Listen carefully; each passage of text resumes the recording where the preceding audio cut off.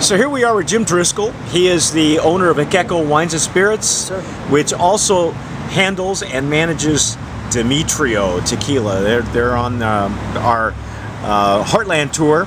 And Jim, you were going to tell me how you came across this tequila, because if anybody who's followed us has known that this is the only tequila we've ever had for sipping off the cuff that was resubmitted to us, and was night and day. It was almost like two different brands of two different pieces of juice. But how did you come across Demetrio yourself? Because you're not originally from the spirits industry, correct? No, I am. I've been an importer. I own other products. I own rums, vodkas, gins. Previous to the tequila, you were doing rums and correct. We import our products. We also have built a distribution chain around the country. Okay. So we're always out looking for the next great product to come in. But tequila wasn't really on our radar. What ended up happening was some of the people that know me from the industry had given me a call and said that a guy named Alberto Castellanos was in town. He had a great tequila, and they really felt that I needed to come and see it.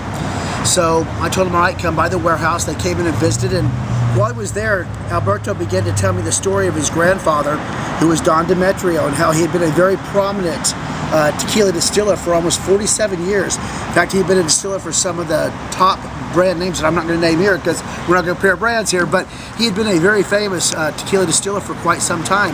And he had finally left to go on his own and pursue his own dream of creating his own brand.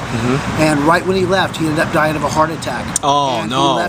The good news was the original formulations had been left with his grandson, which is Alberto. And Alberto took the brand and tried to launch in the way that he could, but he ended up getting with some of the wrong partners who didn't really know how to really build a brand, how to reformulate, things like that. So when he came to me and I heard the story of it, after I heard the story, I was kind of tugged my heartstrings a little bit. Yeah. But I wanted to taste the juice, and after I tasted, I realized this was a very good juice. This juice had a lot of potential, and I needed to know more about it. So the first thing I said is, all right, if I take on this project and I buy the product from you, will you still be a partner with me? Because for me, I think the most important thing is have your producer be a part of your vested interest. Exactly. Because then you know he's going to look out for the quality and the consistency in the product. And that's what I want to know is how they did it. So I went out to Mexico, flew into Guadalajara, picks me up, we drive into Amititan. We're known 1459 for anyone who wants to look us up, Tequila Secreto.